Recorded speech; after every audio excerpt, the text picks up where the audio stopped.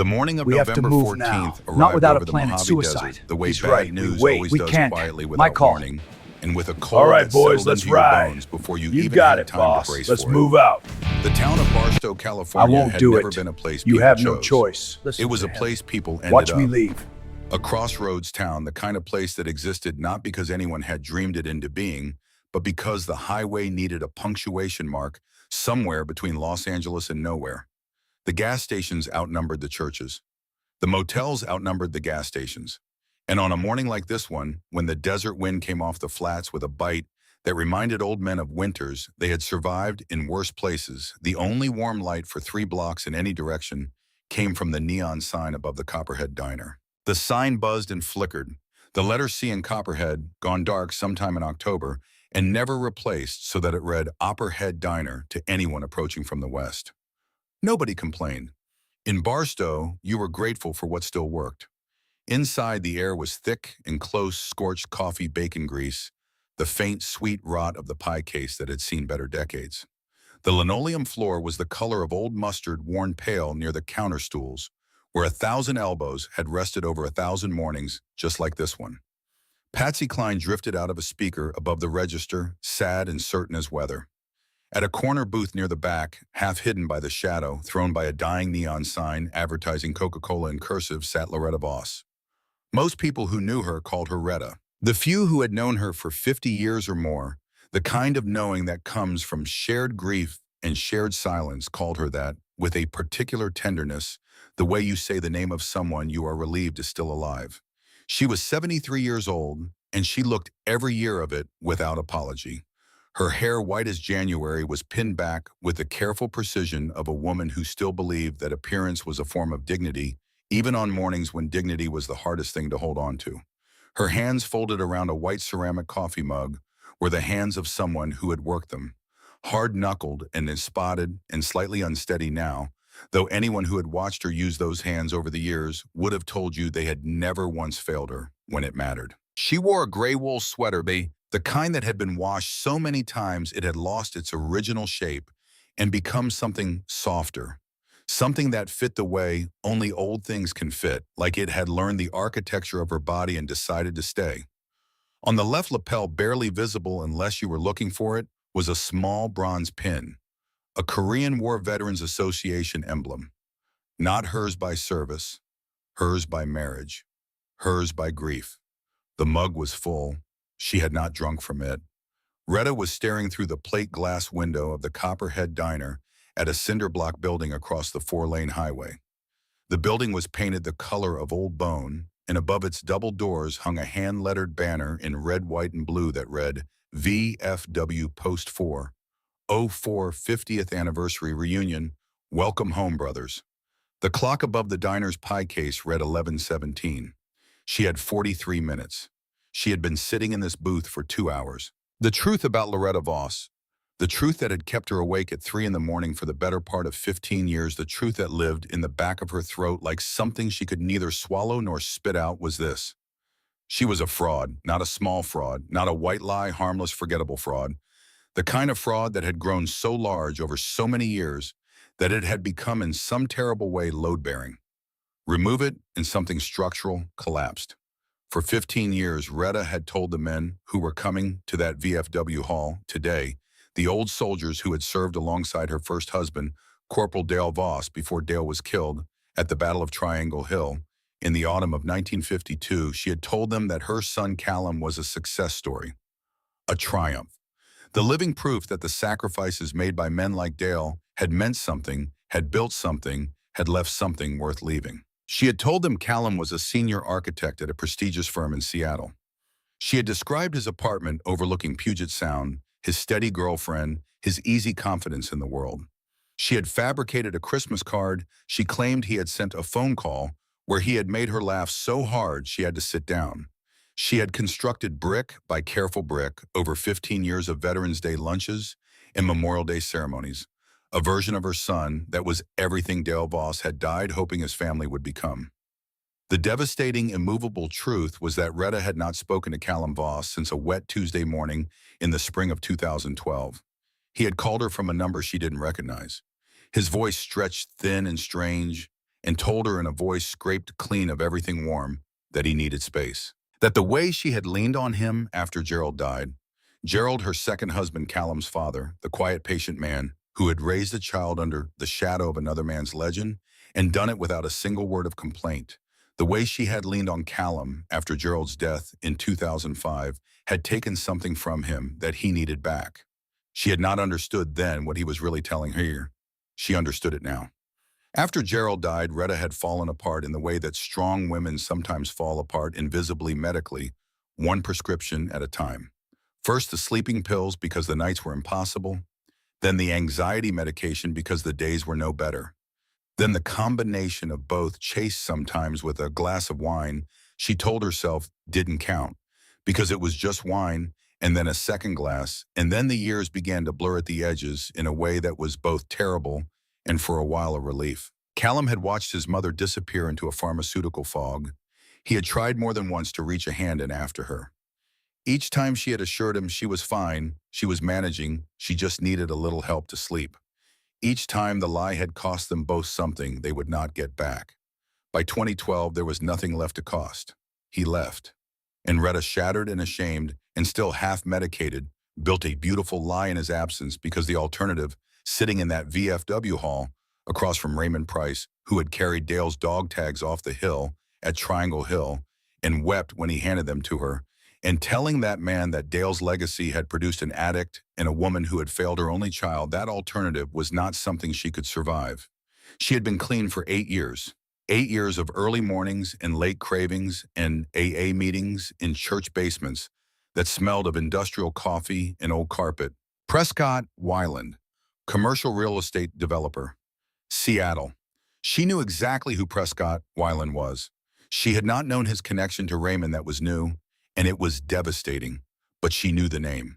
She had searched it alone in her kitchen at 2 in the morning with a cup of chamomile tea and the specific dread of a woman who had been putting off a reckoning for too long. Prescott Weiland's firm had been involved on the acquisition side in the unraveling of the company that had fired her son. If Prescott Weiland knew the details, and men like Prescott Weiland always knew the details, then the lie Retta had been carrying for 15 years was about to be dismantled in front of the 7 remaining men who had loved Dale Voss. In front of the men she had looked in the eye year after year and told that Dale's sacrifice had meant something. She felt a physical sensation in her chest that she could not have named, not quite pain, not quite fear. Something older than both. The particular weight of a person who has finally run out of road. Retta Voss looked around the diner.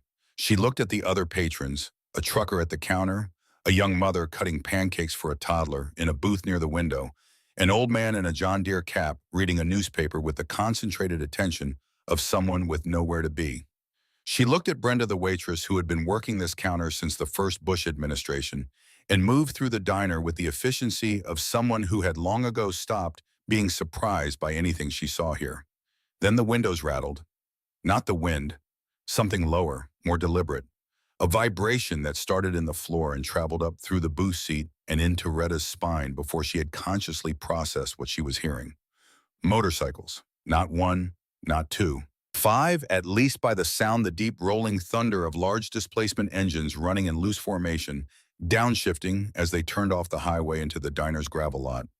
The sound built and then cut off all at once, leaving behind a silence that somehow felt louder than the noise had been.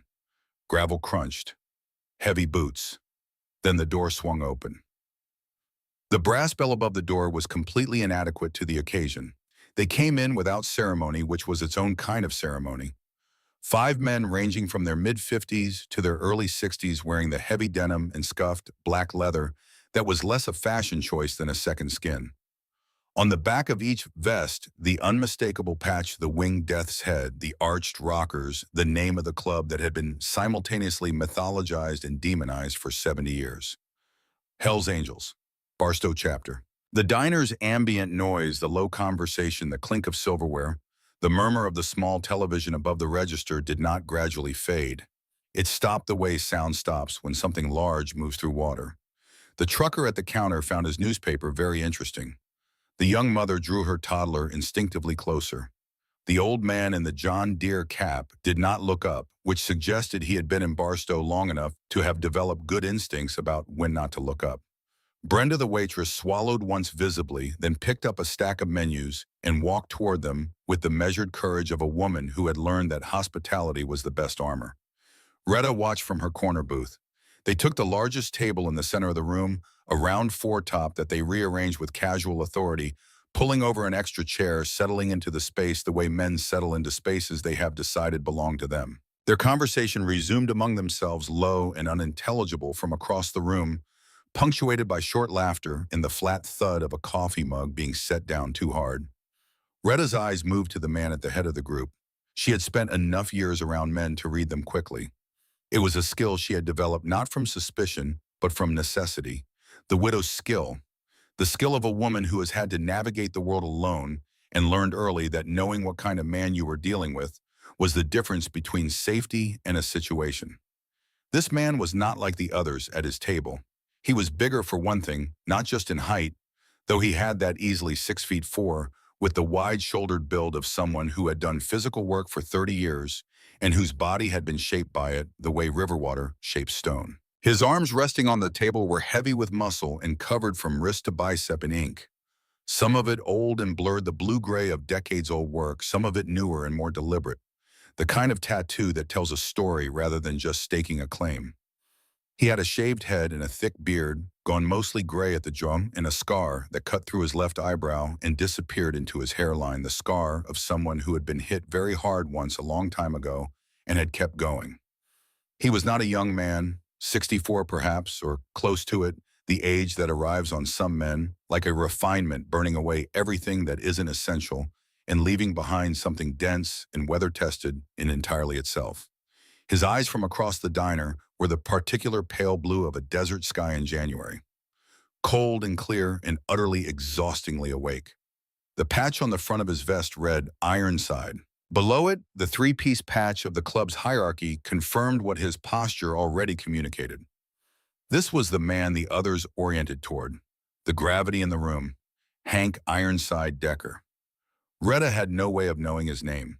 She only knew what she saw, and what she saw through the eyes of a woman who had spent 50 years learning to look past the obvious surface of things to the thing underneath. Was this a man carrying a weight he had learned to make invisible? Not the performance of strength. The real thing, the exhausted, load-bearing strength of someone who had been the person others leaned on for so long that the leaning had become structural, and he no longer remembered what it had felt like to stand completely upright. She recognized it because she had seen it in the mirror every morning for 40 years. She looked at the clock. 11:31, 29 minutes. Retta looked across the highway at the VFW banner. She looked at her phone. She looked at the cold coffee in the mug. She looked at the small bronze Korean War pin on her lapel, Dale's pin worn smooth at the edges from decades of handling. And then Loretta Voss did something that she would later be unable to fully explain even to herself. Not because it didn't make sense, but because the sense it on was the deep, wordless kind that bypasses the reasoning mind entirely and operates out of something older and more desperate. She slid out of the booth, her knees protested. 73 years of protest from knees that had stood at hospital bedsides, knelt at gravesides, climbed the front porch steps of a Barstow house, alone in the dark for too many nights to count. She steadied herself with one hand on the table edge, straightened her sweater, and picked up the small purse beside her. From the purse, she removed her wallet. From the wallet, she removed the only large bill she kept there, a $100 bill that she had been carrying for 6 weeks since the invitation to the VFW reunion had arrived in a cream envelope with Raymond Price's careful handwriting on the front. She had looked at that bill at least a dozen times in 6 weeks trying to understand what she was thinking. Now she understood. She crossed the diner's black and white checkered floor. The distance from her corner booth to the round table at the center of the room was perhaps 30 feet. It felt longer. She was aware with the peripheral sensitivity of someone who has spent their life reading rooms that every pair of eyes in the diner was tracking her, some openly, some sideways, and that the noise level, which had partially recovered since the biker's arrival, dropped again as she approached. The man with the scorpion tattoo on his neck. Cole, though Retta didn't know that yet, registered her approach first. He shifted his weight forward in his chair, not quite standing, not quite blocking her, but establishing a presence, a wall of casual threat. "You need something, ma'am." It was almost polite. Almost. Retta did not look at him. She kept her eyes on Ironside, who was stirring a black coffee with a small plastic spoon and had not yet looked up, though she was certain he was aware of her. Men like that were always aware of Bond. "I need to speak to him," she said. Her voice did not shake. Cole glanced at Ironside. Ironside continued stirring for exactly 2 more rotations of the spoon, then set it down and lifted his eyes. He looked at her the way she imagined a man looks at a situation he hasn't anticipated but intends to understand. Deliberate, unhurried. His gaze moved to the pin on her lapel, the Korean War Veterans Association emblem, held there for a moment, then came back to her face. "Let her speak," he said. His voice was deeper than she had expected, a low resonance that seemed to come from the floor of his chest rather than his throat. He gestured to the empty chair at the end of the table. "Sit down." "I'd rather stand," Retta said. "This won't take long, and I want to be able to leave with my dignity if you say no." Something moved behind his eyes. Not quite amusement, something more careful than that. "All right," he said. The table was quiet. Retta placed the $100 bill on the table in front of him. She did it without drama, without apology, the way she had learned to do hard things directly and before she could talk herself out of them. "My name is Loretta Voss," she said. "In 25 minutes, I'm supposed to walk across that highway to the VFW Hall for the 50th reunion of my late husband's platoon. My husband was Corporal Dale Voss. He was killed in Korea in 1952, and the men in that hall today are the men he served with. They are old. Several of them are not well. This is likely the last time they will all be in the same room." She paused. Nobody at the table spoke. "For 15 years, she continued, I have told those men that my son Callum is a successful architect in Seattle, that he is well, that he is the living proof that Dale's sacrifice built something worth building." She kept her voice level. She had rehearsed this speech in the parking lot of this diner for 10 minutes before coming inside, and she delivered it now the way she had rehearsed it, cleanly, without self-pity, because self-pity was a luxury she had decided she could not afford today. "The truth is that I haven't spoken to my son in 13 years. He went through things I won't describe to a stranger. He is not in Seattle. He is not an architect. And today, a man named Prescott Weiland, Raymond Price's nephew who works in commercial real estate in Seattle, is going to walk into that VFW hall and almost certainly know enough to dismantle every word of what I've said." The diner was so quiet that Retta could hear the grease popping on the flat-top grill behind the pass-through window. "You're about my son's age," she said. "You have his coloring.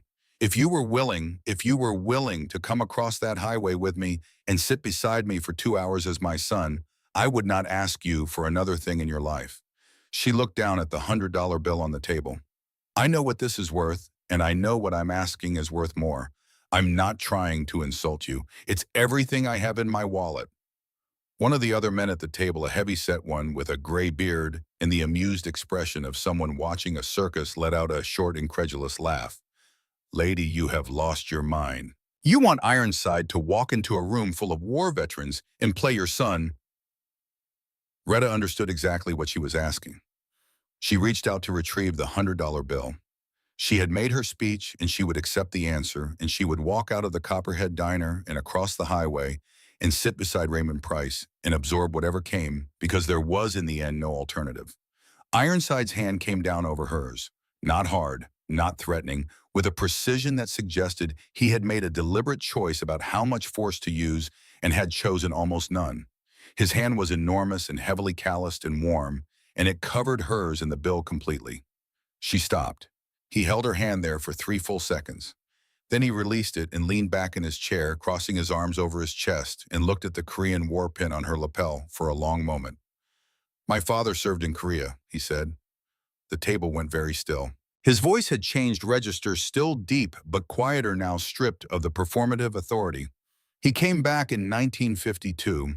He had a way of sitting in rooms that my mother used to describe as being present in body only. Like he had left something over there and spent the rest of his life trying to get comfortable without it. He was not a violent man." He paused. "He was not a gentle man either. He was somewhere in between the kind of man the war made, not the kind he had intended to be. He unfolded his arms and looked at his hands on the table. He died in 1987 in a VA hospital in Riverside. Alone. I was 27 years old and I was in county lockup on a weapons charge, and by the time they told me, he had already been in the ground for 3 days. He paused again. I never got to say what I should have said when I had the chance, and he never had the guts to ask on what he should have asked for. He looked up at Retta. Put your money away, he said. Retta stared at him. I said, put it away. He turned to Cole. Get my food boxed up. Cole opened his mouth.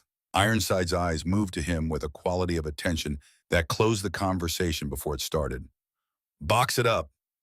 Ironside stood. He was taller than he had seemed sitting down, which was saying something. Retta had to tilt her head back slightly to maintain eye contact, which she did, because she had not come this far to look at the floor. He reached up and unzipped his leather vest, the one with the Death's Head patch and the Hells Angels rockers, and shrugged it off his shoulders with the deliberateness of a man removing something significant. He handed it to Cole without looking at him. Can't go into a VFW wearing colors, he said simply. Underneath the vest, he wore a plain black long-sleeve shirt that fit close across the width of his chest. No club insignia, just a man in a black shirt. It's disrespectful to the service. He looked at Retta. We need a story, he said. Walk me through what you've told them. I need every detail. And that was when, for the first time in 2 hours, Loretta Voss felt the iron clamp around her lungs release very slightly enough to breathe.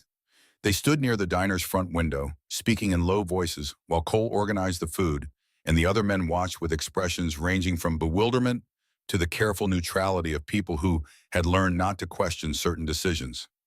Retta spoke quickly and precisely the story she had built over 15 years, compressed now into its essential elements, the way a building blueprint reduces a structure to its skeleton. Senior architect. Seattle. Successful. The version of Callum that Dale Voss's sacrifice was supposed to have made possible. Ironside listened without interrupting. When she finished, he was quiet for a moment. I build custom motorcycles, he said. Own a shop in San Bernardino, Iron and Bone Custom Cycles. Been running it for 11 years. That's what I actually know. That's what I can talk about without stumbling. Retta looked at him. Callum doesn't build motorcycles. Callum, the version of Callum we're about to walk in there with, left the architecture firm 5 years ago, Ironside said. Sitting behind a desk was killing him. He missed working with his hands. He opened a custom fabrication shop in San Bernardino. It's close enough to the truth that I won't contradict myself into a room full of men in their 70s leaving a corporate job to do manual work is not a scandal. It's common sense. Retta considered this. It was, she realized, a better story than the one she had built. Cleaner, more believable. And she would understand only later that the reason it was better was because Ironside was not inventing it. He was simply telling the truth and changing the name. My name, he said. Callum Voss. She spelled the first name without being asked. Callum, he said at once, trying it on. All right. Cole appeared with a to-go box and set it on the table without comment. The other men watched their president prepare to walk across a desert highway into a room full of elderly veterans for a reason that defied any explanation any of them would have predicted this morning. Ironside picked up his to-go box and handed it to Cole. Then he looked at Retta. Ready. She straightened her sweater. She touched the Korean war pin on her lapel habit the same way other people touch a cross or a rabbit's foot. The small, worn ritual of reaching for something you can no longer hold. One moment, she said. She opened her purse and found her wallet and slid the $100 bill back inside. Then she found what she was looking for, a small photograph, wallet-sized, creased soft at the edges from years of handling. She looked at it for a moment. A lake somewhere in Northern California, 1994. Gerald Voss at the bow of a rented rowboat laughing at something off camera. Beside him, a 7-year-old Callum with ice cream on his nose, squinting into the sun, laughing the same laugh. She was about to put it back in the wallet when Ironside moved toward the door and his jacket brushed against her arm and the wallet slipped. It hit the linoleum and fell open. Ironside bent to retrieve it fast for a man his size automatic, the reflex of someone who had learned to recover things quickly. He handed it back to her, but as he did, something fell from his own jacket pocket. A battered leather wallet, old and soft with use, and from it, a single photograph, small and creased, fluttered to the floor. It landed face up. Retta looked at it before she could stop herself. Two young men standing in front of a garage bay laughing. One of them, she could see, even in the small format, had a jagged scar along his jawline. The other man's face was turned slightly away from the camera. The photo was old, 5 years, maybe 6, the colors beginning to warm toward yellow at the edges. Something tightened in Retta's chest that she did not understand. It was the laughing man with the scar. Something about the line of his jaw, the angle of his shoulders, the open quality of the laugh. The laugh of a man who had climbed back from somewhere dark and was still surprised every time to find light on the other side. It reminded her of Gerald. Not in the obvious way, not the face, not the build. Something underneath the surface.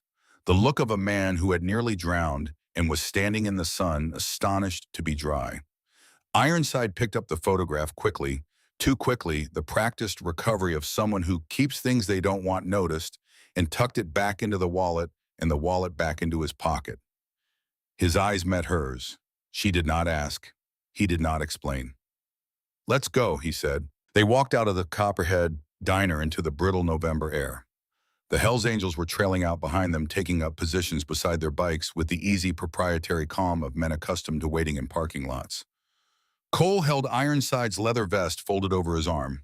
Nobody spoke. The desert wind came off the flats and found every gap in Retta's wool sweater, and she pulled it tighter around herself without breaking stride. Beside her, Hank Decker, 6'4", 250 pounds of ink and scar tissue, and 64 years of a story she didn't know, walked with his hands loose at his sides and matched her pace without being asked. They crossed the 4-lane highway. A truck blew past going west, buffeting them both, and Ironside shifted slightly, barely perceptibly, between her and the traffic. She noticed. She said nothing. The VFW hall's double doors were wooden and heavy painted blue that had been fading since the 90s. Above them, the reunion banner rippled in the wind. Through the doors, muffled, she could hear voices, the particular register of old men greeting each other, the volume turned up because half of them were hard of hearing, the warmth unmistakable, even through 2 inches of painted wood. Retta stopped at the doors. Ironside stopped beside her. She was aware suddenly and with a clarity that was almost painful of how absurd this was. She was a 73-year-old woman standing at the door of a VFW hall in the Mojave Desert, about to introduce a Hells Angels president to the men who had served with her dead husband as her living son. The absurdity was not lost on her. Neither was the desperation that had made it feel like the only option. Neither was the fact that the man standing beside her, this stranger who owed her nothing and had agreed to give her something she had no right to ask for, had taken off his identifying insignia out of respect for a group of old soldiers he had never met. A man who understood what respect cost and paid it anyway. Retta touched the Korean war pin on her lapel. "They're going to ask about your hands," she said quietly. "The tattoos." "Let them ask," he said. "Raymond Price, Gundog, he's in a wheelchair, oxygen tank. His handshake is weak, but his eyes are not. He will look at you the way he used to look at replacements when they first arrived in the unit measuring. He knew Dale for 2 years in Korea. He has been honoring his memory for 70 years. Ironside was quiet for a moment. "I'll treat him like he deserves," he said. "That's the only thing I know how to do." Retta looked at him. In his ice-blue eyes, beneath the surface of the man who had walked into a desert diner and occupied the room like a weather system, she saw something she had not expected. Not softness, exactly. Something older and more reliable than softness. The specific steadiness of a person who has survived enough to no longer be afraid of the kind of pain that comes from standing next to someone else's grief. She reached out and straightened the collar of his black shirt. It was a mother's gesture, automatic, and she did it before she thought about it. He did not step back from it. "Shoulders back," she said quietly. "You're a proud son, and today I am a proud mother." Hank Decker Ironside, president of the Barstow Charter, a man who had spent 30 years being the person in the room that other people arranged themselves around, looked at this 73-year-old woman in her gray sweater with her dead husband's pin on her lapel and nodded once. Retta Voss pushed open the heavy blue doors of VFW Post 404. The warmth hit them, first the warmth of a room full of old people and old stories, and the specific heat generated by the effort of remembering. Then the smell lemon floor wax coffee, the rich, slow aroma of a crock pot that had been running since morning. Then the sound, 40 voices, rising and falling, the cadence of men catching up on a year's worth of living. And then cutting through all of it, a voice she would have recognized in a hurricane. Retta Voss, I'll be damned. Raymond Gundog Price was rolling toward her in his motorized wheelchair, the clear oxygen tube running from his nose to the green tank strapped to the chair's back. He was thin now, thinner than last year, thinner than the year before, his body slowly renegotiating its terms with the world. But his eyes were exactly what they had always been. Sharp and dark and lit from behind with the stubborn, enduring intelligence of a man who had survived the Chorwin Valley and 4 subsequent decades of being Raymond Price. Flanking him, Salvatore Mancetti, leaning on his silver-tipped cane with the composed patience of a man who had made peace with slowing down. And Birch Holloway, the left sleeve of his flannel shirt pinned up at the elbow, raising his remaining hand in a wave. And behind Raymond's wheelchair, hanging back slightly, the expression on his face one of polite assessing neutrality, Prescott Weiland, 45 years old, expensive wool coat, the eyes of a man who processed the world in terms of acquisition and liability. Retta felt Ironside's arms settle across her shoulders, steady, unhurried, completely natural. Mom, he said, one word, the right word, delivered with a certainty that required no support. Retta Voss smiled at Raymond Price, and the smile was real. The way smiles are real when they are built on top of terror and come out the other side as something almost indistinguishable from genuine. Raymond, she said, I want you to meet my son. Raymond Price looked up at Ironside the way he had always looked at things that required assessment, not with suspicion exactly, but with the careful, unhurried attention of a man who had learned at great cost that the difference between a correct read and an incorrect one was sometimes the difference between walking away and not walking away at all. He took his time.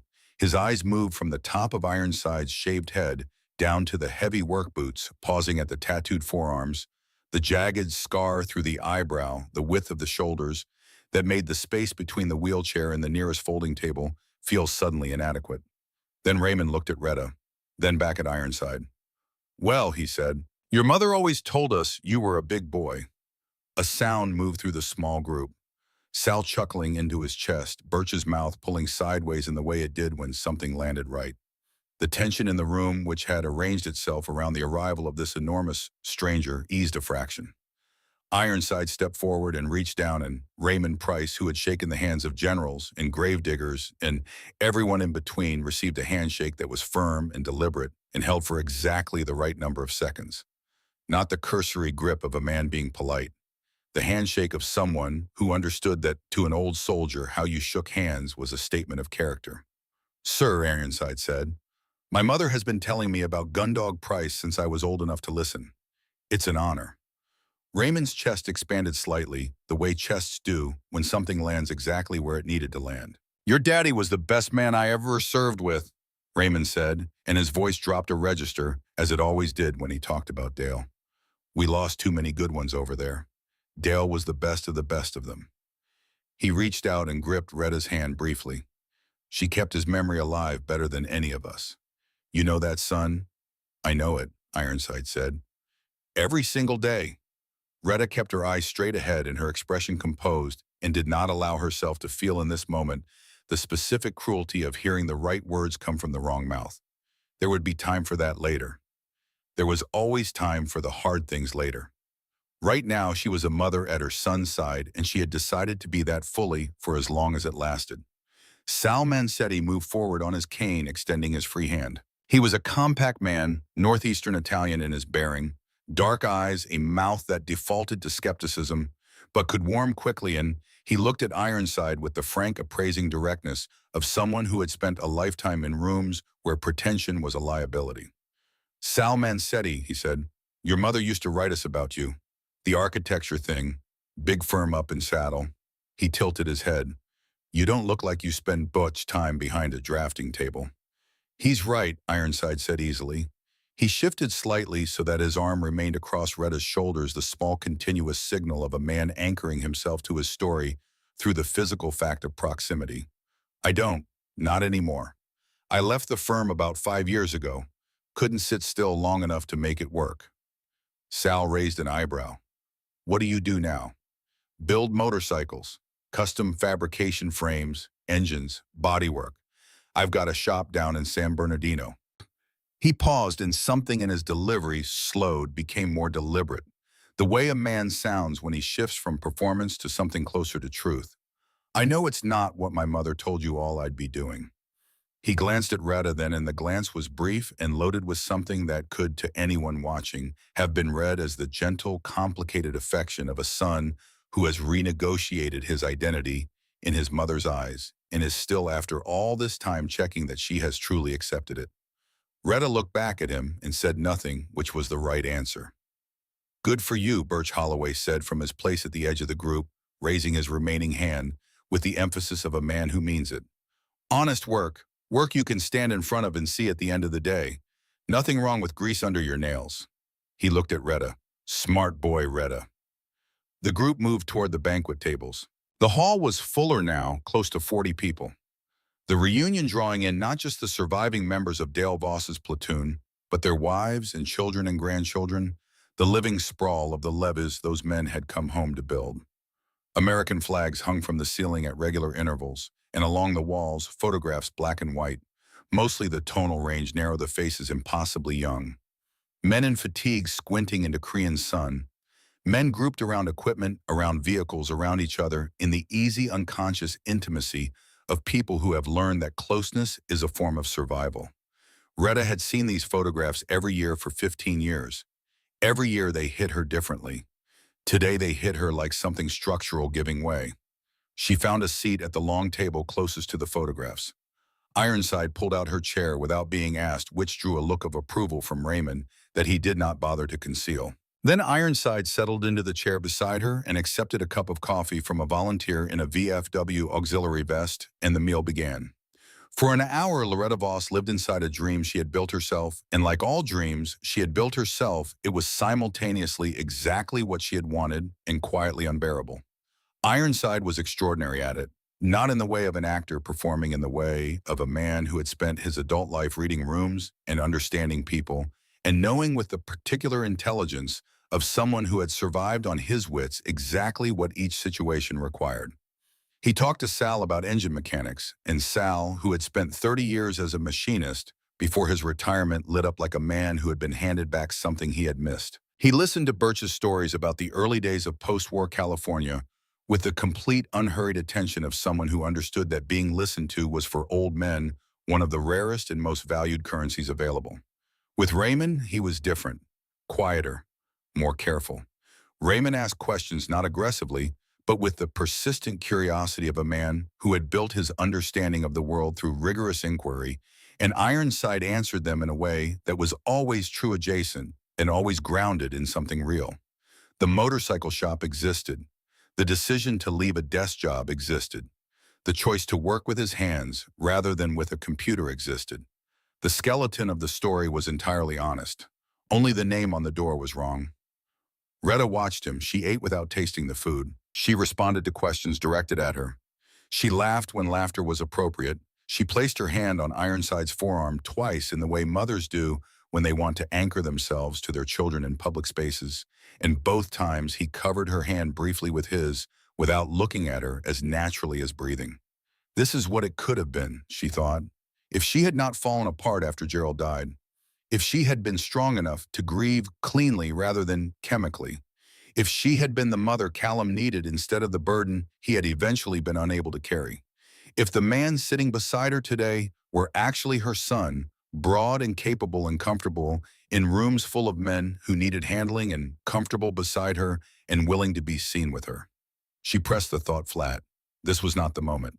But the thought left a mark the way true things always leave marks, regardless of whether you are ready for them. Near the end of the meal, as the plates were being cleared and the coffee refilled, and the room settled into the looser, warmer register of a gathering that has gotten past the formal part and arrived at the part where people say the things they actually came to say, the VFW post commander, a heavy-set man named Vic Thurston, who wore his service ribbons on a blazer that had been slightly too small for him for several years, moved to the front of the room and picked up a small brass bell. He rang it twice. The room quieted. We do this every year, Vic said, and every year it gets harder, and every year it matters more. So I'm going to ask you to give me your attention for a few minutes, and we're going to take a moment for the ones who aren't with us today. He lifted a sheet of paper. The roll call of the dead. He read 7 names, 7 men from the platoon who had passed in the last 12 months. 7 names read into the silence of a room full of people who had known them, some for 50 years, some for 70, some since they were boys who had not yet learned what they were capable of enduring. Retta had her hands folded in her lap and her eyes fixed on a point slightly above the line of photographs along the wall. She had heard her share of roll calls. She knew how to receive them. Vladimir Ironside stood. He didn't make a production of it. He simply stood straightened to his full height, hands clasped in front of him, head slightly bowed.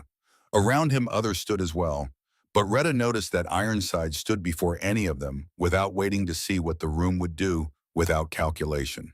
It was the reflex of a man who had attended his own roll calls and understood in his body rather than his mind what the ritual was asking. When Vic read the 7th name and folded his paper, he looked out at the room, and his eyes settled briefly on Ironside, this large stranger in the black shirt, and something passed across Vic's face that was not suspicion, but its opposite, the recognition of a man who understands a gesture and is grateful for it. Retta looked up at Ironside's profile. His jaw was set and his eyes were focused somewhere she could not see. Whatever he was looking at, it was not in this room.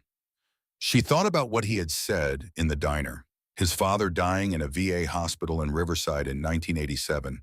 A son in county lockup unable to get to him in time. The weight of a reconciliation that had never been allowed to happen because the time ran out before either party found the courage. She thought about how many people in this room were carrying some version of that same stone. She thought about Callum. The roll call ended, people sat, conversation resumed. Someone brought out a sheet cake with a flag on it and the number 50 in blue frosting, and the room found its warmth again, the way rooms do when they have absorbed something hard and decided together to keep going. Raymond wheeled himself toward the cake table. Sal and Birch drifted with him. Ironside leaned close to Retta and said quietly, "You all right?" "I'm here," she said, which was the most honest answer she had. He nodded. He understood the distinction. And then the front doors of the hall opened. The cold came in, first a gust of November desert air that moved the nearest flag and rustled the banner above the doors. Then the man. He was 45 years old, though he carried himself with the particular confidence of a man who believed himself younger. An expensive wool peacoat, charcoal gray, the kind that costs more than most people's monthly car payment. A suit beneath it, well cut, understated the suit of a man who wants to communicate success without appearing to try. His shoes were Italian and recently polished and wholly impractical for a gravel parking lot, which suggested he had come directly from the airport. He scanned the room with the trained efficiency of a man who spent his days walking into spaces and rapidly assessing their value. And when his eyes found Raymond Price's wheelchair, he moved toward it with a smile that was practiced, but not entirely without warmth. "Sorry I'm late, Uncle Ray." He bent and kissed the old man's cheek.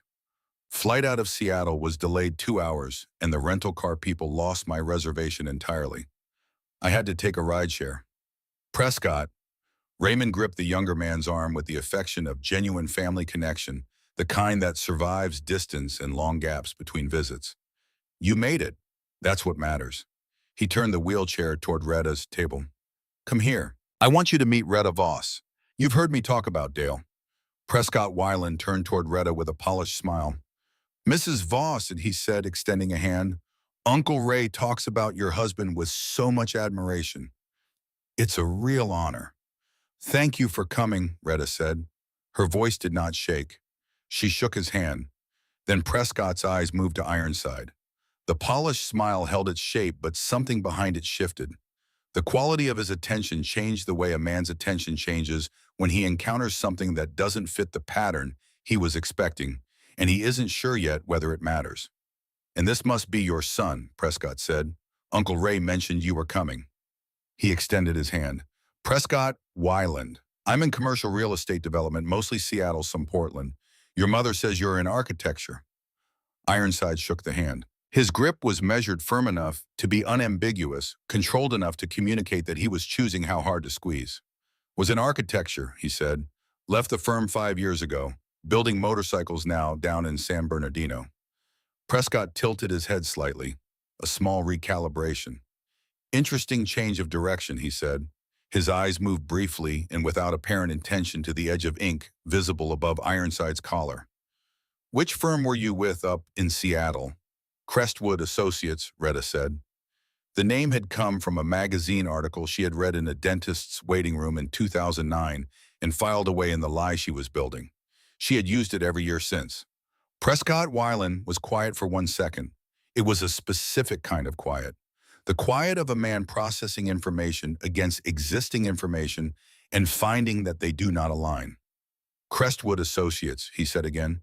His voice had not changed, but something underneath it had. Raymond was talking to Sal across the table. Birch was getting cake. The conversation around them was loud enough that what Prescott said next was available only to the three of them. He leaned forward, very slightly, and dropped his voice to a register that was professional and precise and entirely without the social warmth of a moment ago.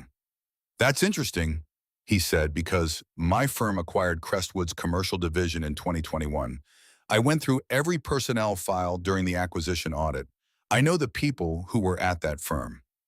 His eyes moved between Retta and Ironside with the careful deliberateness of a man who is constructing something as he speaks.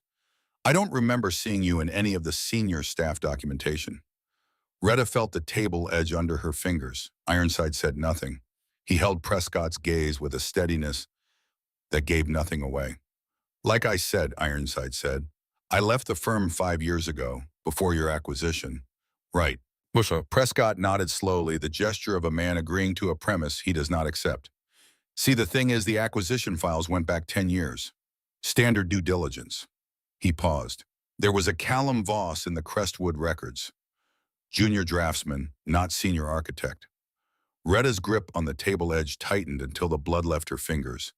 And he didn't leave voluntarily, Prescott continued, his voice dropping further, his eyes on Retta now, with something that was not quite cruelty but was not mercy either, the flat, assessing gaze of a man delivering findings. He was terminated in the spring of 2021. The reason listed in the HR file was financial misconduct, specifically the misappropriation of approximately $50,000 in client retainer funds. He let that land. The money was used to purchase controlled substances. There was a subsequent federal investigation. Retta did not move. The room around her continued, the voices, the silverware, the flags shifting in the air from the heating vent, and none of it touched her. She existed for this moment in the specific silence that descends when the thing you have most feared for 15 years steps out of the abstract and into the concrete and stands in front of you in an expensive peacoat. And I remember now, Prescott added, his voice dropping further, still something shifting in his expression from the clinical to the uncomfortable. He came to my office. Must have been 20, 22, a few months after the termination. He asked to see me personally. He looked he wasn't well. He wanted to know if there was any kind of work, anything at all. I had my assistant tell him we weren't hiring. He paused. Something in his jaw tightened. I didn't come out of my office. The addition landed differently than everything else he had said. It landed on him as much as it landed on Retta. Prescott Easton, standing in his expensive coat, had just told a room the thing he had not planned to tell, the detail that had apparently sat in him since 2022, and had chosen this moment in this VFW hall to surface. Federal investigation, Ironside said. His voice was very quiet now. Not the quiet of a man retreating, the quiet of a man who has decided to become very still before he moves. Pelican Bay. Prescott blinked. It was the first time since walking across the room that something had genuinely surprised him. That's how would you know? The scar on his chin, Ironside said. Left-handed, wire-rimmed glasses, about 5'10", 160 when he went in, probably 140 by the time he got processed. His jaw tightened. That's Callum Voss. Prescott stared at him. Retta turned to look at Ironside. Something in her chest had gone very still. Not the stillness of peace, but the stillness of a woman who has just heard a sound in the dark and is waiting to understand what made it. How do you know what my son looked like? She said. Her voice was barely above a whisper. Ironside did not look at Prescott again.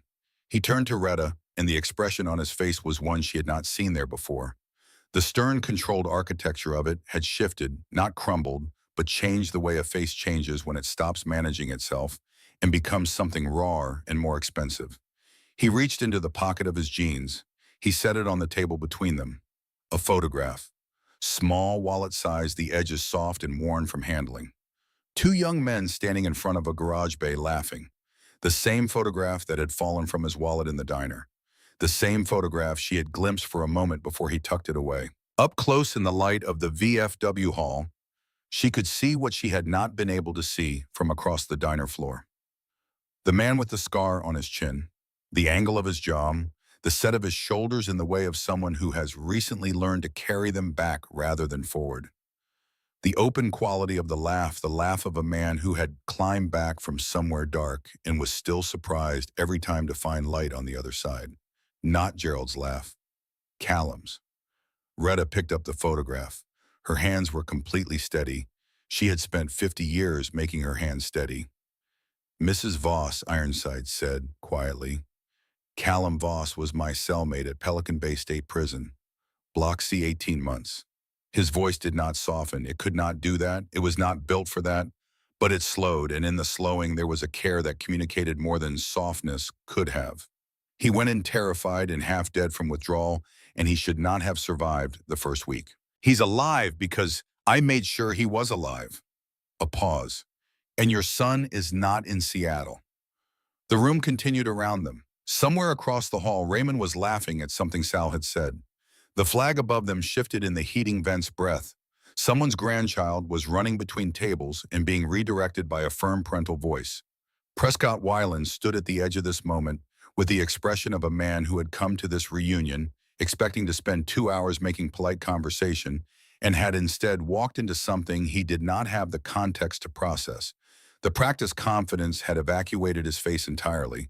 What was left was a man who was 30 years younger than most people in this room and looked for the first time today, genuinely his age and not entirely comfortable with what that meant. Retta set the photograph down. She placed it precisely back on the table in front of Ironside, aligned with the edge. She did this with great care, the way you handle things that belong to other people. Then she folded her hands in her lap and looked at them. The shame was total. It was not the sharp, acute shame of a specific mistake, but the deep, slow shame of a pattern, years and years of choices that had each seemed manageable in isolation and had accumulated into this. Into sitting in a VFW hall in Barstow, California, at 73 years old, and learning from a stranger that her son had gone to prison, and she had not known because she had been too afraid to look. Ironside stood slowly to his full height. He positioned himself with a deliberateness that was entirely intentional between Retta and Prescott and between Retta and the room.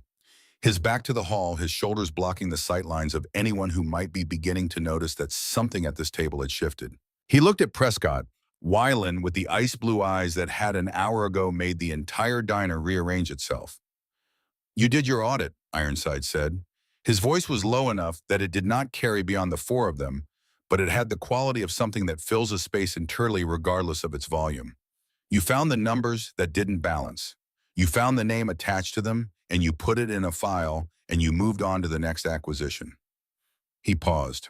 What you didn't find was a man who had spent his whole life inside the shadow of a dead man's legacy, trying to be something large enough to deserve the grief his mother had carried for 30 years. You didn't find the person who sat on a concrete floor at Pelican Bay and shook for 3 days while his body tried to remember how to exist without the thing he had given it to kill the noise. Prescott was very still. You found a liability in a personnel file, Ironside said, and you didn't come out of your office. He let that sit for exactly the right amount of time. So take your coat and go get some cake. We're done here. Prescott Weiland looked at Ironside for a long moment. Then he looked at Retta, and in that look something moved that was neither the developer's calculation nor the smooth authority he had walked in with. Something that might in a different life with more practice have found its way to becoming an apology. He nodded once and moved away without another word. Ironside remained standing until Prescott had been absorbed back into the room. Then he pulled his chair close to Retta's and sat and leaned forward so his voice reached only her. I need to tell you something, he said. You already told me. Ipam, Retta said. No, he said. I told you where he was. I haven't told you where he is. She looked up at him. When Callum got out, Ironside said he had a felony record and a history of addiction and nowhere to go. His parole conditions required a stable address and verified employment. Without those two things, he'd have been back inside in 60 days. He held her gaze. I brought him to my shop. I gave him the address and the job. He started sweeping floors 18 months ago. Right now, he is building custom motorcycle frames in San Bernardino, and he has been clean for 4 years, 3 months, and 19 days. The VFW hall went on around them. Retta Voss sat with her hands folded in her lap and listened to a man she had met 1 hour and 40 minutes ago tell her that her son was alive and working and sober and 19 days further from the darkness than he had been 19 days ago. She had not allowed herself to cry in a public space since Gerald's funeral in 2005. She did not cry now. But something in her face changed, some arrangement of muscle and expression that had been holding a specific shape for a very long time, and the change was visible. And Raymond Price, watching from across the table with eyes that were still, after 70 years, as sharp as they had ever been, saw it. He wheeled himself over. Retta, he said. His voice was gentle in the way that blunt men are occasionally unexpectedly gentle when they understand that gentleness is the only tool that will work. Retta, what is it? What's happened? Retta looked at Raymond. She looked at Sal, who had followed, at Birch, who stood just behind them both.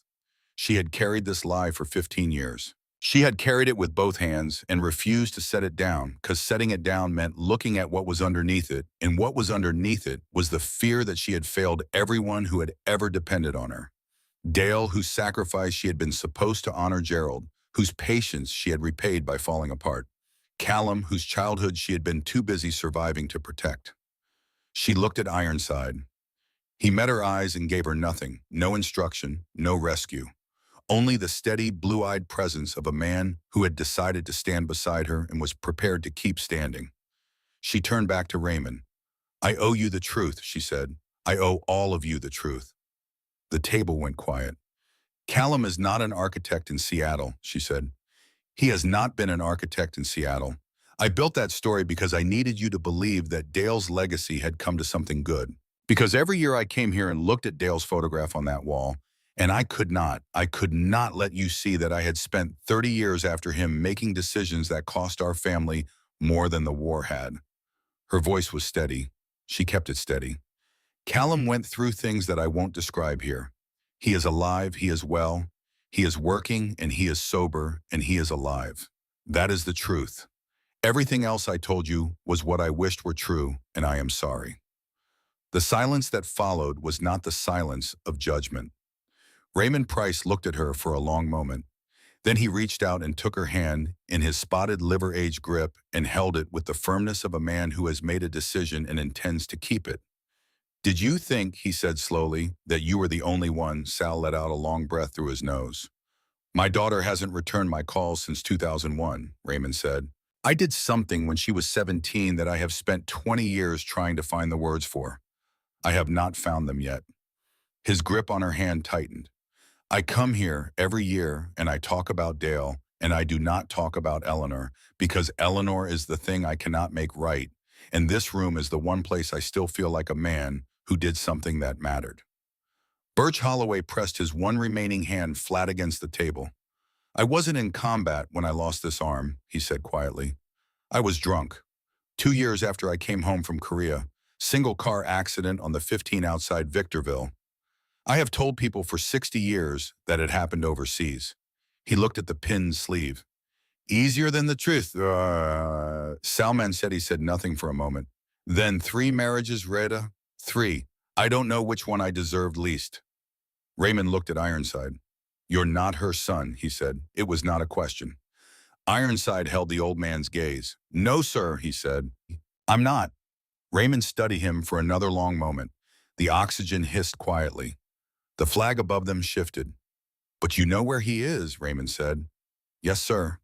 Raymond Price nodded, the slow, certain nod of a man who has been a soldier and a commander and a widower and a failure and a survivor long enough to understand that the only posture remaining available in the face of a fully lived life is forward. Then what are you still doing sitting here, he said. He released Retta's hand. Ironside looked at Retta. Retta looked at the photograph still lying on the table between them. Her son, 4 years and 3 months and 19 days from the worst of himself, laughing in the sun, and she picked it up carefully and held it for a moment, and then placed it back in Ironside's hand. Take me to him, she said. The desert between Barstow and San Bernardino is not the romantic desert of postcards and country songs. It is the working desert scrub brush in transmission towers, in the bleached concrete of the Interstate 15 cutting through terrain that has never pretended to be anything other than what it is. Harsh, indifferent, honest in the way that only empty places can be honest because they have nothing to sell you and no reason to perform. Ironside drove with one hand on the wheel of his truck, a matte black, heavy-duty Silverado that smelled of motor oil and old leather, and faintly the specific metallic cold of a vehicle that lives outside. The engine was large and ran quietly the way well-maintained, powerful things run quietly, with a deep competence that did not need to announce itself. Retta sat in the passenger seat with her hands in her lap and watched the Mojave go by. She had said goodbye to Raymond at the VFW hall doors. He had held her hand for a moment and looked at her with those dark, exhausted, stubborn eyes and said nothing, which was the right thing. Sal had patted her shoulder twice. Birch had walked her to the door and said quietly that she should bring Callum to the Christmas gathering in December, and the casualness of the invitation, its assumption that there would be something to bring, that the story would continue forward from here, had hit her somewhere behind the sternum with a force that she was still feeling. Prescott Whelan had not said goodbye. She had not looked for him. But as she and Ironside reached the VFW doors, she had glanced back once and seen him standing alone near the far wall, his expensive coat over his arm, looking at the black and white photographs of young men in Korean fatigues with an expression she could not fully read from across the room. She had turned away before she could decide what it meant. Now the town fell away behind them, and the highway opened up, and Ironside drove, and the silence between them was the kind of silence that two people arrive at when they have moved past the need to fill space with sound. 11 miles out of Barstow, Retta said, "Tell me about him." Ironside didn't ask who she meant. "He came in on a Tuesday," he said. "Late October 2 years ago. They processed the new arrivals in the morning, but something got held up with his paperwork, and they didn't move him to Block C until almost 9 at night. I heard him before I saw him. They were walking him down the corridor, and he was trying not to make noise. And that's the thing about trying not to make noise in a place like that. The effort of it is louder than the noise would have been. He shifted lanes to pass a semi-smooth and automatic. He was 140, maybe 145. He had been through a detox facility for 30 days before sentencing, but his body hadn't forgiven him yet. You could see it the way he moved, the way his hands wouldn't stay still. He had the glasses wire-rimmed, one arm cracked and held together with electrical tape. He had the scar on his chin from a car accident, he told me later. Not from anything that happened inside. Retta listened without speaking. They put him in the bunk above mine. He climbed up and lay down, and I could hear him breathing in the dark, the specific way a person breathes when they are trying to make themselves small enough that whatever is in the room with them won't notice. I have heard that breathing before. I used to breathe that way myself a long time ago in a different kind of room. He paused. The highway stretched ahead perfectly straight. I told him first night 2 things. I told him that nobody in Block C would touch him as long as he was under my protection. And I told him that protection was not free. The cost of it was that he had to eat every meal, show up to every work assignment, and stay alive. That was the deal. Ironside's jaw shifted. He asked me why. I told him I didn't know yet. That was the honest answer. Did you figure it out? Retta asked. He was quiet for a moment. He reminded me of what I used to be before I decided that softness was a liability I couldn't afford, he said. He had this quality, even this sick, even scared, even in the worst circumstances you can put a person in of paying attention to things. He would notice how the light came through the cell window at a certain angle in the morning. He would describe the geometry of the exercise yard like he was seeing a building nobody else had bothered to design. He was still looking at the world like it had structure worth understanding, even from inside a cage. A pause. I had stopped doing that a long time ago. Watching him do it was like being reminded of a language I used to speak. The Mojave slid past, a cluster of Joshua trees. A billboard for a casino 60 miles south, the shadow of a hawk crossing the highway in a slow tilting glide. He talked about you, Ironside said. Retta turned to look at him. Not immediately. The first few months, he didn't talk much at all. He was getting his footing, learning the rhythms of the place, doing what he needed to do to get through each day. But around month 4, when the worst of the physical part was behind him, and he started sleeping more than 2 hours at a stretch, he started to talk. Ironside's hand moved on the steering wheel, a small adjustment. He talked about architecture, the actual work of it, the way load and weight and material interact, the problem of making something that has to hold up against the world. He could talk about that for an hour and make it sound like poetry. He glanced at her briefly, then back to the road. And he talked about you. What did he say? Her voice was quiet and careful, voice of a woman who has learned not to brace too obviously for impact. He said you were the strongest person he had ever known, Ironside said. He said you had buried 2 husbands and raised him mostly alone and worked every year of your life and never once asked anyone to acknowledge how hard it was. He said that was both the thing he admired most about you and the thing that had made it impossible when he was struggling to tell you the truth, because you had never given him permission to be something that needed saving. The words settled in the truck cab and stayed there. Retta looked out at the desert. He said the last time he spoke to you, 2012, a phone call in the spring, he had tried to tell you something was wrong, that he was not managing, that he needed help of a kind he didn't know how to ask for. Ironside paused. He said you told him you were fine and that you were managing and that things would get easier. He said that was the moment he understood that the 2 of you were going to drown separately rather than admit to each other that the water was rising. I was not fine, Retta said. I was not managing. I know. I was taking 4 different prescriptions and telling myself that was different from what he was doing because mine had a doctor's name on the bottle. She said it without inflection, the way you say things you have said so many times in so many church basements and therapists' offices that the saying of them no longer requires preparation. It was not different.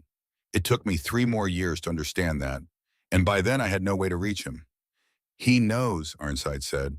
She turned to look at him again. He knows you're sober, Ironside said. He has known for at least 2 years. He has a friend from his NA group whose brother lives in Barstow. The brother knew you peripherally from the hardware store. I think you used to go in on Saturday mornings and mentioned in passing that the Voss widow was doing well, that she seemed different from how she had been in the bad years. He kept his eyes on the road. Callum asked me not to tell you he knew, but you're about to walk through a door, and I think you should walk through it with everything I have. Retta absorbed this. Her son had known she was clean. He had been carrying that knowledge for 2 years, had chosen to carry it in silence, rather than act on it, rather than call, rather than close the distance. Not because he didn't care, because caring after the kind of loss they had both sustained had become a risk that required more courage than either of them had been able to locate, until today. He's going to want to run, she said. Yes. Is there a back door to your shop? Something shifted at the corner of Ironside's mouth. Not quite a smile, more the ghost of one. There is, he said, but I'll park the truck across it. They drove in silence for a while. The Mojave began to give way to the first evidence of the Inland Empire, the gradual proliferation of rooftops and retail signs, and the complex geometry of freeway interchanges that signals the outer edge of Southern California sprawl.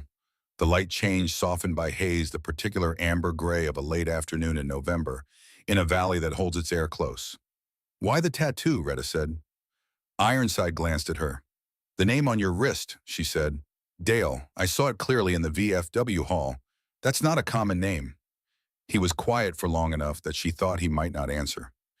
Callum talked about your first husband, he said finally, about the weight of him, about growing up in a house where a man's absence was somehow louder than most presences, the photographs, the pin you wore every day, the way you talked about him to his friends every year. He said he had spent his whole life trying to measure up to a ghost and had never understood that the ghost wasn't asking him to. He paused. He talked about Dale the way people talk about someone they have thought about for so long that the person has become part of the architecture of their own mind. And I thought there are men who die and get forgotten immediately, And there are men who day and go on shaping the living for 70 years. That seemed worth marking. Retta looked at the tattoo on his left wrist. The name in small dark letters, the ink old and soft-edged. You put it on in prison, she said. 4 months in, he said. After the first night, Callum slept a full 6 hours. I took it as a sign that something was going to be all right. She looked at him. This man she had met 6 hours ago. This stranger who had taken off his insignia out of respect for dead soldiers he had never known who had sat beside her, through a roll call for men whose names meant nothing to him, and bowed his head because it was the right thing to do, who had carried her son's photograph in his wallet for 2 years and put the name of her first husband on his wrist because some men deserve to be remembered. And she thought about how the world persists in being stranger and more generous than you have any right to expect, especially in the moments when you have run out of road. Thank you, she said. He shook his head slightly, the small deflection of a man uncomfortable with gratitude directed at him personally. Don't thank me yet, he said. We're not through the hard part. The truck turned off the interstate onto a surface road that moved through an industrial district, the unglamorous infrastructure of a working city warehouses and fabrication shops in the occasional auto salvage yard behind chain-link fencing. The light was failing now, the November sun dropping fast toward the western hills, throwing long shadows across the road and painting the corrugated steel of the buildings in shades of copper and rust. Iron and Bone Custom Cycles occupied a warehouse at the end of a short access road set back from the street by a cracked concrete apron wide enough for 6 vehicles. The building was large and functional and bore the evidence of a business that was genuinely operating a row of motorcycles in various stages of construction, visible through the open bay doors, a parts inventory stacked on steel shelving, inside the overhead fluorescents burning bright against the darkening sky outside. Above the bay doors, a hand-painted sign in blocky black letters, Iron and Bone Custom Cycles Fabrication and Restoration, established in 2014. From inside the building, audible even from the parking apron, the sharp electric hiss of a welding torch. Ironside parked the truck sideways across the back of the apron, blocking the rear access door without comment. He cut the engine. They sat for a moment. He doesn't know you're coming, Ironside said. He knows I called. He knows I'm bringing someone. He doesn't know who. What did you tell him? I told him to put down his torch and wash his hands. He opened the driver's door. That was enough. They walked across the concrete apron. The cold had sharpened in the last hour of the desert evening, arriving with its customary lack of transition, warm to cold light to dark, the desert's version of a conversation that ends mid-sentence.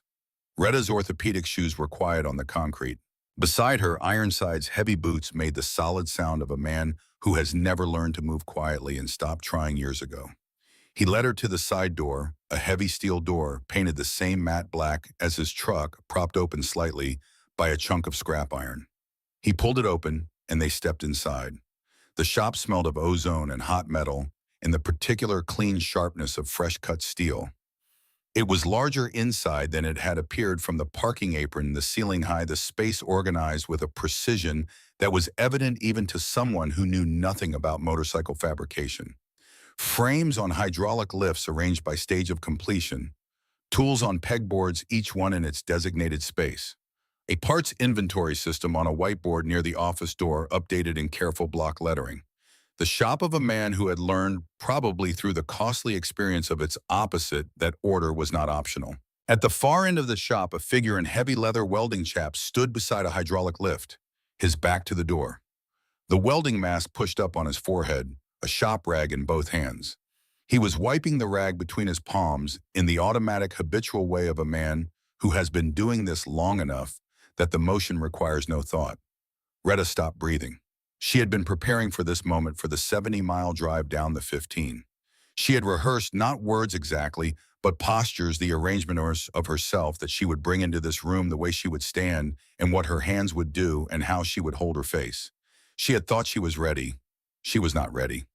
Callum Voss, at 38 years old, was not the boy she had last seen in her memory's imperfect preservation, nor the emaciated ghost that Ironside had described arriving at Pelican Bay. He was a man, entirely undeniably a man, and the transformation from the soft, tentative person she had last spoken to in 2012 to the figure standing across this workshop was so complete that for a moment she experienced a doubling of vision.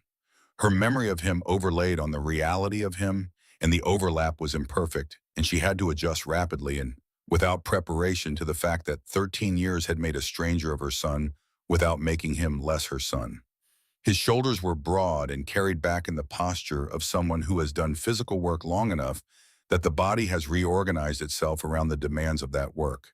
His hair, which had been sandy and soft when he was a boy, was cropped close at the sides and gone gray at the temples in a way that made him look like a man who had earned the gray honestly.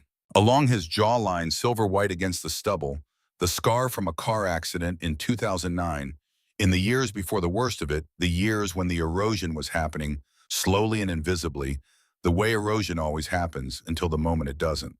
He turned to look at Ironside, and then his eyes moved with the sideways involuntary instinct of someone who has sensed a presence at the edge of their awareness to the figure standing beside Ironside in the doorway. The shop rag slipped from his hands. It hit the concrete floor with the soft, soundless collapse of something too light to make a proper landing. Callum's face did not change all at once.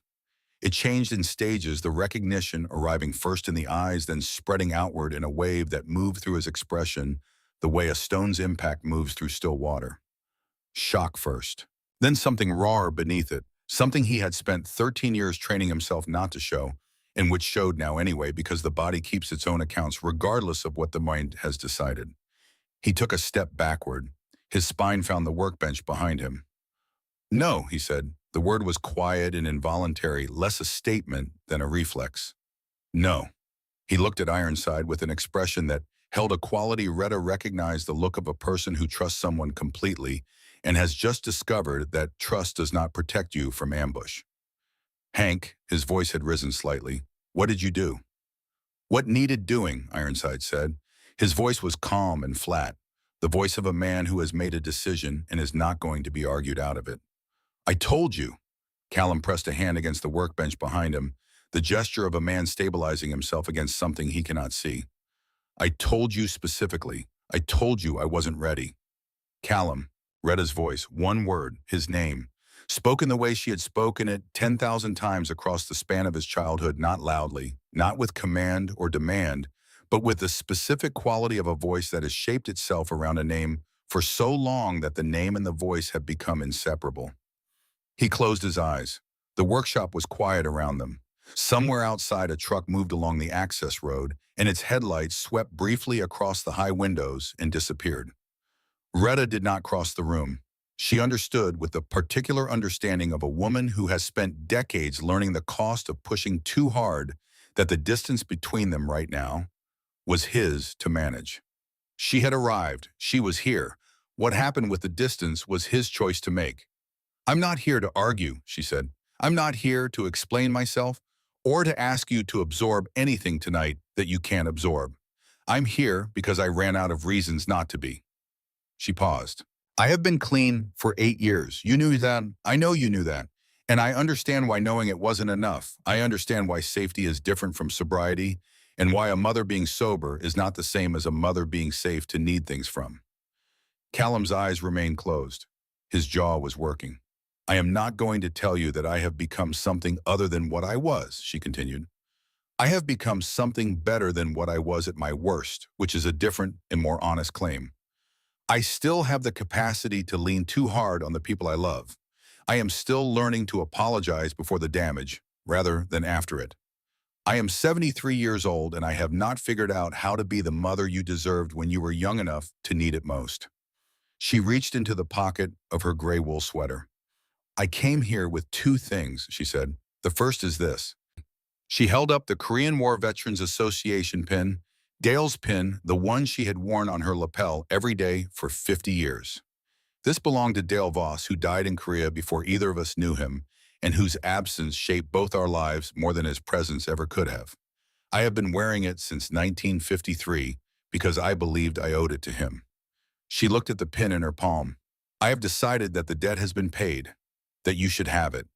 Not because Dale was your father, he wasn't, Gerald was, and Gerald was a better father than either man's legend would probably allow anyone to admit.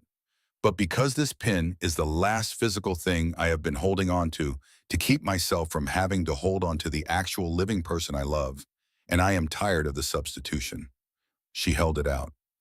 Callum opened his eyes. He looked at the pin.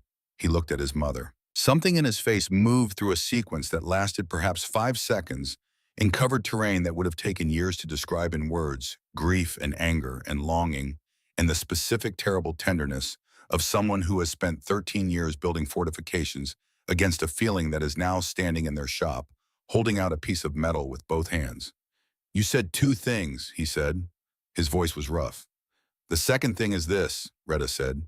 She reached back into her pocket and produced the second item, Gerald's watch. A simple Timex with a worn leather band, the face scratched from years of work, the kind of watch that does not announce itself. "Your father wore this every day for 30 years. He was wearing it the morning he went to the hospital for the last time. I should have given it to you when you were old enough to wear it. I kept it because I was not ready to give away the last warm thing." She held it out beside the pin. Callum pushed off from the workbench. He crossed the workshop in 5 steps. Long steps, the steps of a man who has made a decision and is moving before he can unmake it, and he stood in front of his mother, and he was nearly a foot taller than her now, this woman who had seemed so large when he was small, and he looked down at the two objects in her outstretched hands. He took them both. He held them for a moment, one in each hand, the pin and the watch. The two men who had preceded him in her life, reduced to these small objects, transferred now from her hands to his. Then his broad, grease-calloused hands closed around them, and his shoulders dropped, and he made a sound that was not quite a word, something below language, something from a register the body accesses only in extremis, when the structures it has built to manage feeling prove finally completely inadequate. Retta stepped forward and put her arms around her son. He was too large for the embrace she had available to offer him. She barely reached his shoulder, and her arms did not go all the way around the width of him, but she held on with the full strength of her 73-year-old body, which was not inconsiderable.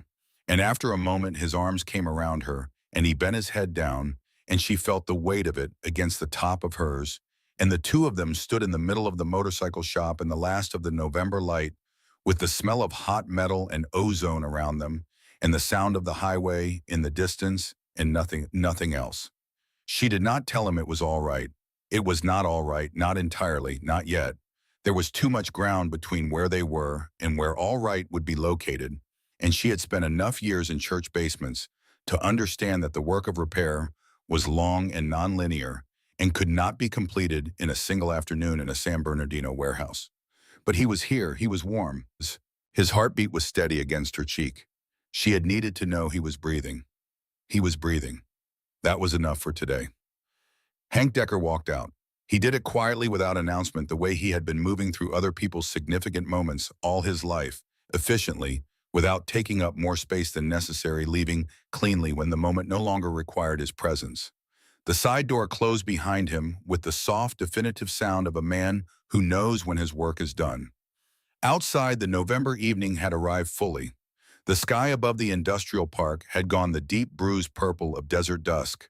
Not quite dark, not quite light, the brief window of color that the Mojave opens every evening and closes again before most people think to look. He leaned against the passenger side of his truck and pulled a pack of Marlboros from his jacket pocket and lit one, cupping the flame against the wind. He smoked and looked at the sky. He thought about Prescott Weiland, standing alone at the far wall as they left, looking at the photographs of men he had never known with the expression of someone discovering unexpectedly and too late that an accounting was coming that he had not prepared for. He thought about his father, Edward Raymond Decker, born 1930 in Fontana, California, inducted into the United States Army in 1950. Korea, the Punch Bowl sector, 20 months of cold and noise, in the specific education that combat provides in the fragility of the things you were certain of before you went. Discharged 1952. Dead 1987 in the VAA hospital in Riverside, alone in a room on the 3rd floor while his son sat in county lockup 60 miles away on a weapons charge and did not know the man was dying until the man was already 3 days in the ground. Hank had been carrying that stone for 37 years. Not guilt exactly, he had done enough work in enough different circumstances over the decades to understand that guilt is only useful as long as it is pointing somewhere actionable.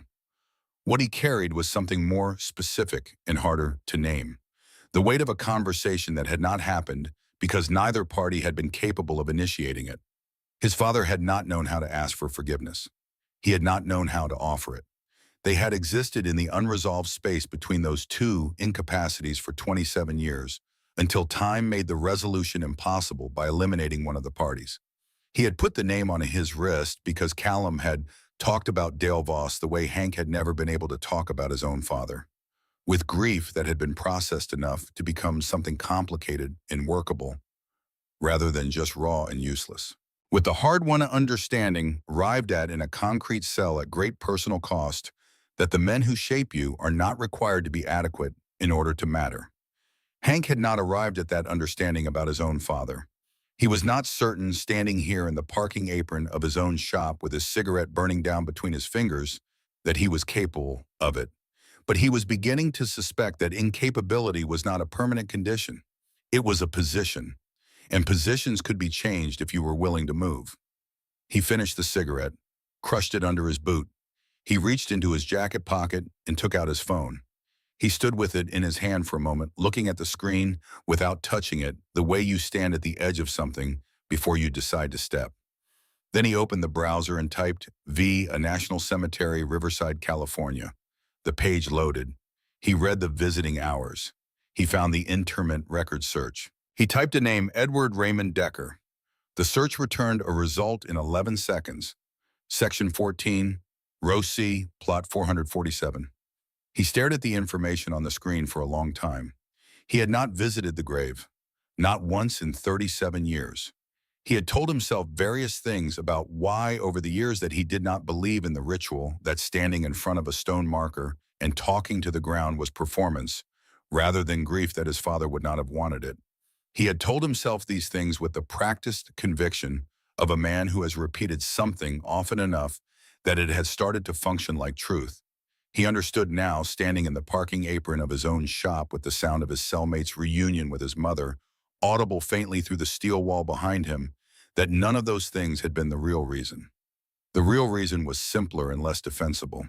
He had not visited because visiting meant arriving at the unresolved conversation with nowhere left to go, and he was not sure what he would find there, whether it would be relief or rage or grief or something else entirely. Something he had no name for yet, because he had been too careful for too long to get close enough to find out. He looked at Section 14, Row C, Plot 447 on his phone screen. Then he opened his contacts and found Cole. Cole picked up on the second ring. "You good?" "Fine it," Hank said. "Take the guys back to Barstow. I'll be back tonight." A pause. "You need anything?" "No." Another pause, the particular pause of a man who wants to ask a question and has spent enough years working alongside Hank Decker to know that some questions are better held. "All right," Cole said. "Ride safe." Hank ended the call. He stood in the parking apron with the purple sky above him and the highway noise in the distance and the desert cold finding the gaps in his jacket. He thought about what Retta had said at the VFW hall door before they went in, straightening his collar with the automatic gesture of a woman who had spent her life tending to people and could not stop even when she was running on empty. Shoulders back. "You're a proud son." He had spent 37 years declining to be his father's son in any way he was willing to claim. Not the son of the ghost who sat in rooms without being present, not the son of the man who had made the house feel like a place to leave rather than a place to stay, not the son who had been in a cage 60 miles away when the man died alone. He was not sure what he was willing to be now, but for the first time in 37 years, he was willing to find out. That was new. That was something.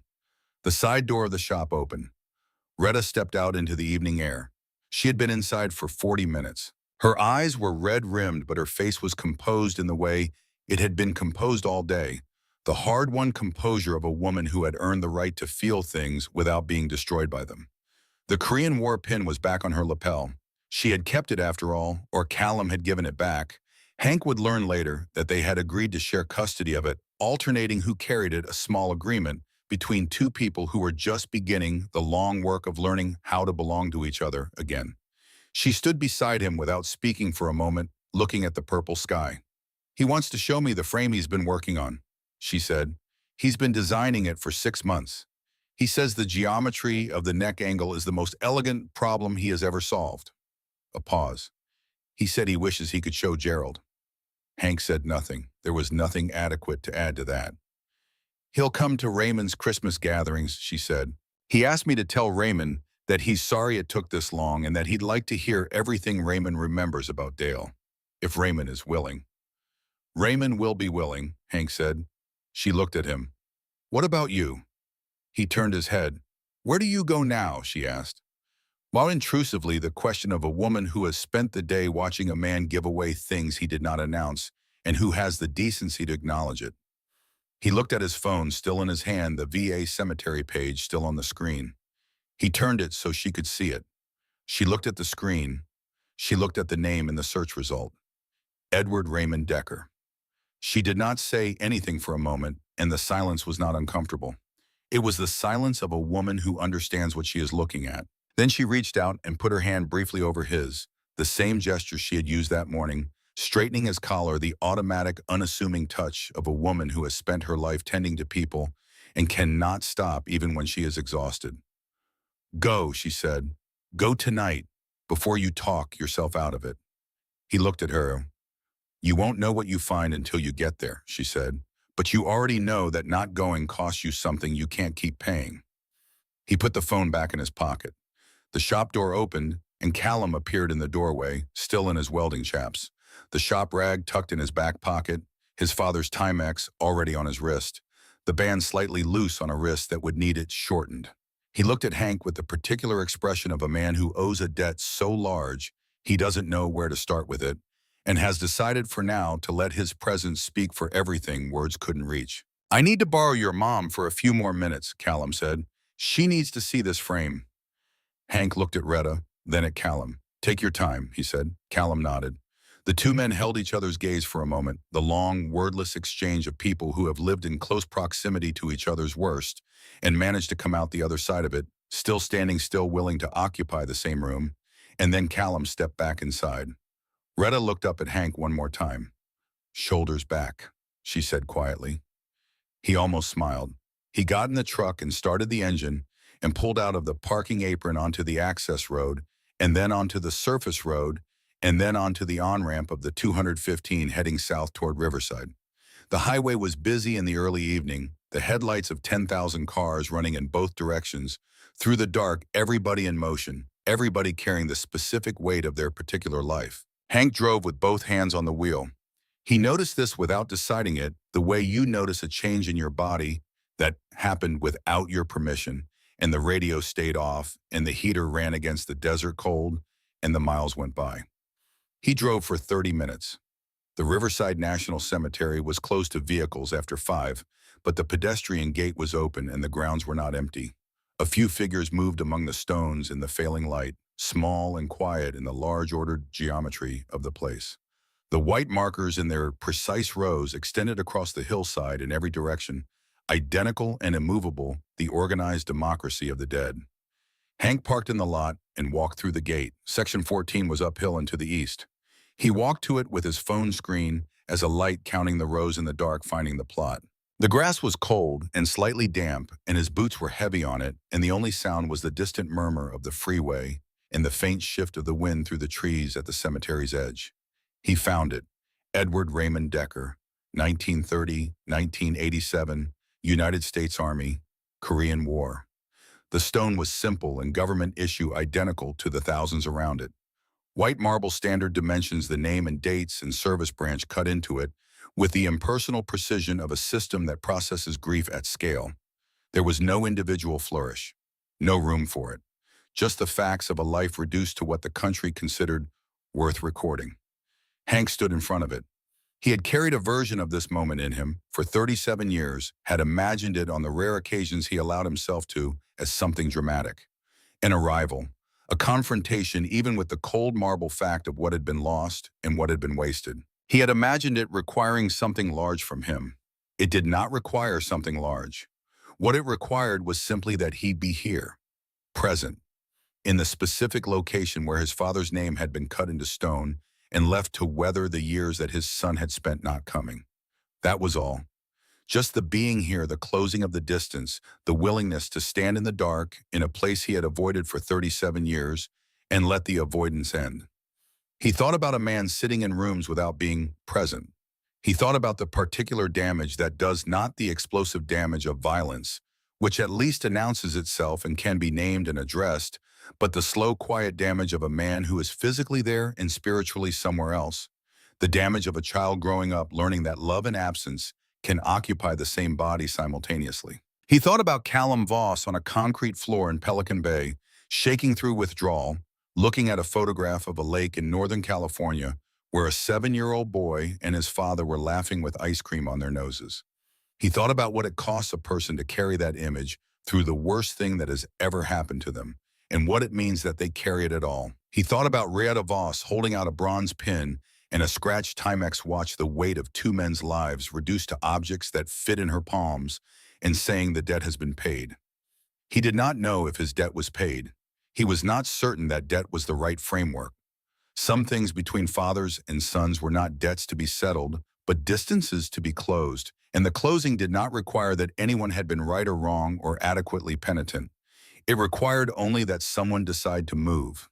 He reached out, his hand large and heavily calloused and covered in the faded blue-gray of decades-old ink. The name Dale, visible in small letters on the inside of his left wrist, rested on the top of the stone. The marble was cold. He left it there. The desert sky above him had gone fully dark, and the stars were coming out over the inland valley in the quiet and different way they always come out, not asking to be noticed, not performing anything, simply present in the darkness, the way they had been present before anyone arrived to look at them and would be present long after. Enough of them to see by, enough to know that the darkness had edges and the light beyond those edges had been there all along, constant and unhurried, waiting for no one in particular. He stood at his father's grave in the cold November dark with his hand on the stone and his eyes open. When he was ready, he drove home. On the 215 North, both hands on the wheel, the heater running and the radio still off. Somewhere past Colton, he rolled the window down an inch and let the desert air in, cold and clean, and smelling of nothing in particular, the honest smell of empty space. He did not decide to do it. His hands simply moved, and the window opened, and the air came in, and he drove north through the dark with it against his face. He did not know what had shifted at the grave. He was not certain something had shifted at all in any way that would be visible tomorrow, or next week, or next year. The stone in his chest that had been there since the VA hospital called him 3 days too late was still there. It would probably always be there. But it felt in some way he could not precisely name, slightly less like a stone he was carrying, and slightly more like a stone he was walking away from. The difference was small. The difference was everything. The lights of Barstow came into view over the dark rise of the desert, scattered in orange and ordinary. The lights of a town that had never been a place people chose but had turned out for some of them to be exactly the place they needed. Hank Decker drove toward them with both hands on the wheel and the cold desert air coming through the window and the long days settling into him, the way long days settle, not with resolution exactly, but with the specific quiet of something that has been faced and survived and that will look different in the morning and different again the morning after that for as long as mornings keep coming.